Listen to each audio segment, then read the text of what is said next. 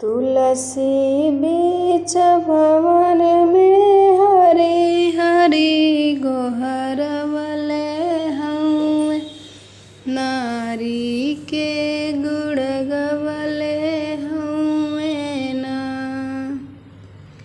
तुलसी जात रहल ससुराल, बीच में पड़ल नदिया पार।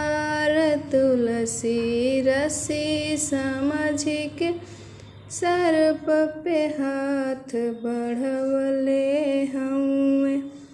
नारी के गुण गवले हउँ ना। तुलसी बीच भंवर में हरि हरि गोहरवले हउँ।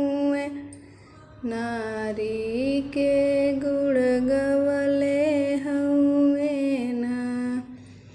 तुलसी जात रहल ससुराल, बीच में पड़ल नदिया पार।